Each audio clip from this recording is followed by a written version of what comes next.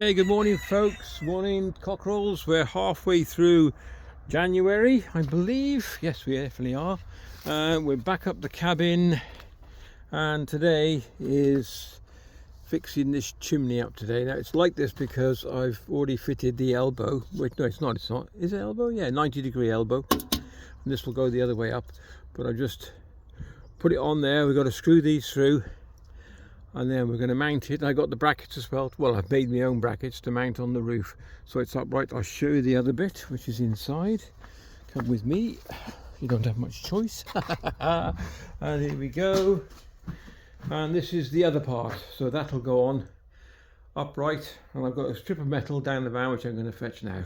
So that's where we're up to, and I'll pop a couple of little holes in here and put some self-tappers in.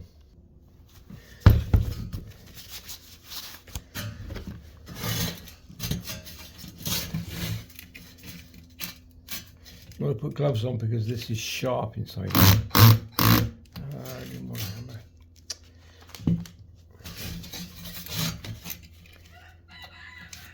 Mind your fingers.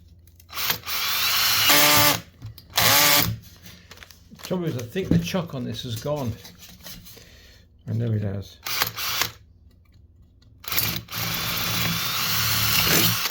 There we go.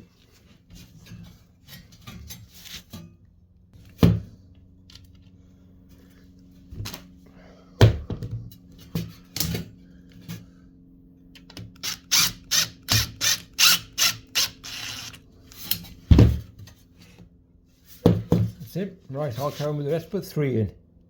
Done. 1, 2, 3. That's nice and sorted.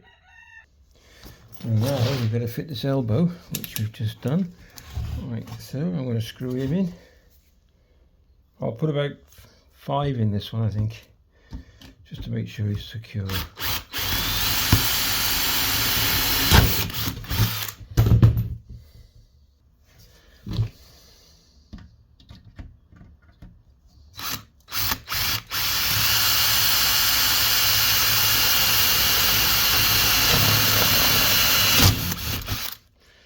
Using a smaller screw with smaller drill, better fit.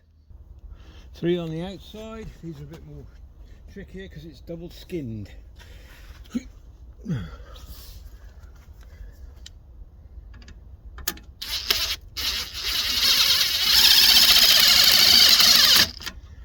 one did good before. Let's try this.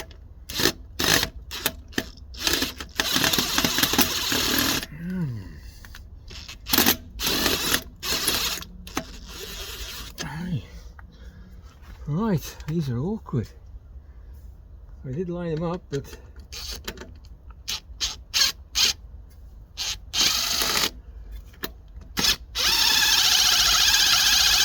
right, I have to re-drill it. Hold on. Told you it was awkward, double skinned. Okay, I've got 1 in. I just re-drilled it, but it made no difference. You really had to put pressure on it because it's double skinned, so I really had to just burnt myself on the screw itself. So there you go, put a bit of pressure on it. Okay, just popped in a slightly smaller screw, works great. So I'm going to use this as a bracket. Let me just show you. Oh, I can't show you. The one I made for that, not very good. So I've got an old scaffolding, not scaffolding pole. This is an old television aerial pole. I'm going to take it apart. And I'll show you exactly what I'm going to do. Get this off. I'll get this off first, and then what I'm going to do, I'll show you, and you can tell if I'm mad or not. Okay, so the idea is grab said hammer, put it over a post. I'm going to go sort of halfway, round about. That's about halfway. What I'm going to do then is going to flatten it on a nice piece of wood, and then bend it for the shape of that. And I'll come back when I'm doing it. Okay, so found a nice suitable tray. You'll see what I'm doing.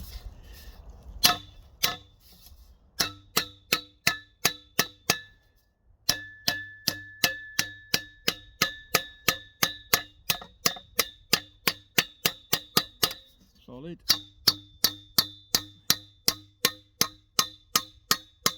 It's only light aluminium metal, so I'll keep going this now to a distance about, I think it's about, don't know, we're going to measure that, and I'll bend it to shape. Okay, so what the idea is,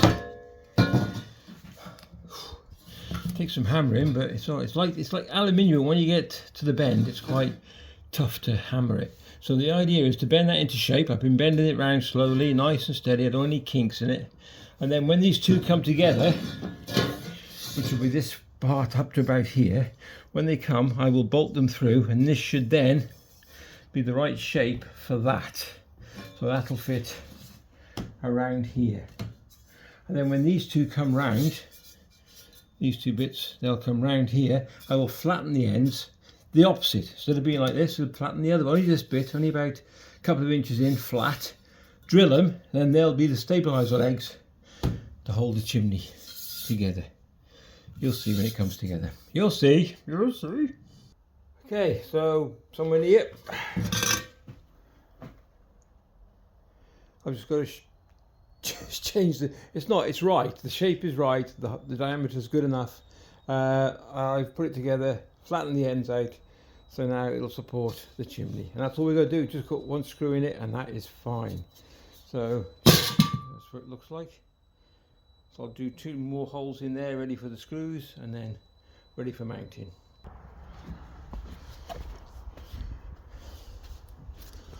It's so tricky on your own, look. So that's the finished product there. Bit crude, but it works. I'm going to get on the roof. Well, not on the roof, but somewhere near. So 1 screw there. I'm about to put the second one in. I'll just jump down and just show you what it looks like. Pretty good from that angle. Let's have a look over here. Oh, that's sexy. Right, so finished putting the screws in, and then I've got to put a couple of self-tappers just around here. You can see it's just slightly, but that's a good fit. There we go, then we'll light the fire. Okay, she's lit. I don't have any smoke just yet because it's just coming on. So a quick look.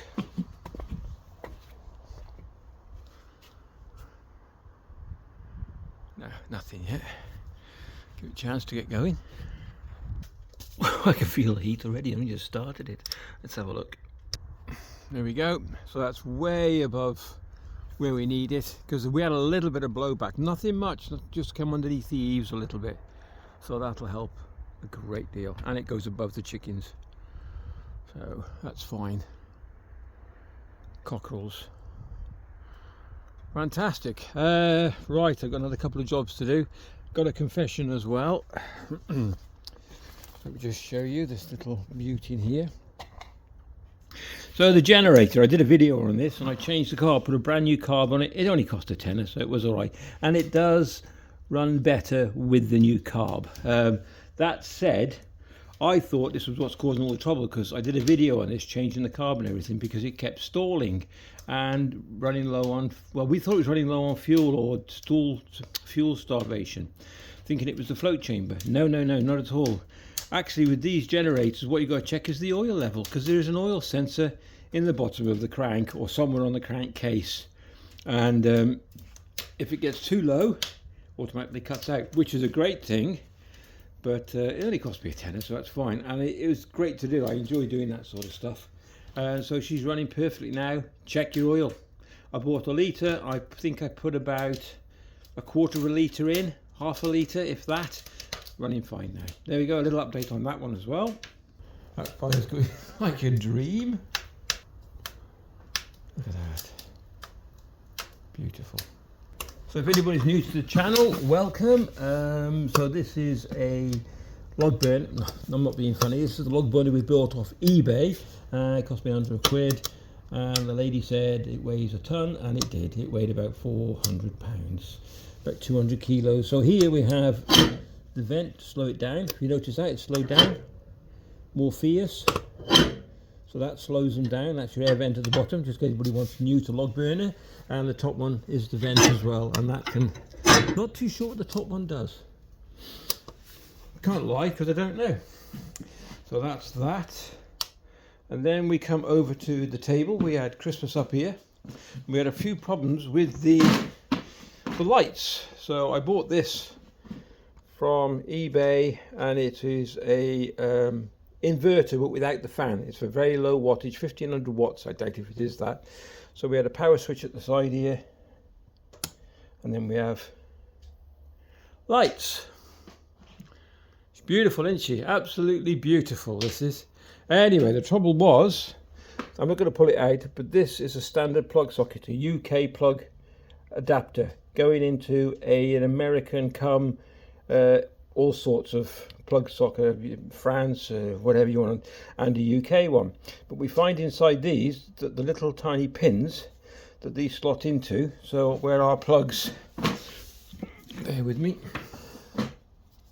where these slot in, don't worry about the earth because it's not earthed, slots into this socket in here. The brass pins or copper pins, whatever they are in there, are very flimsy and they were squashed apart. So they didn't make a very good connection. So I just got a small screwdriver or some sort of tool and pushed them in, squashed them together a little bit. Bingo. Now she's working perfect. A little ditty for you. Just check it again. Haha, working perfectly. And it's going above the chicken houses, which is good. Cool.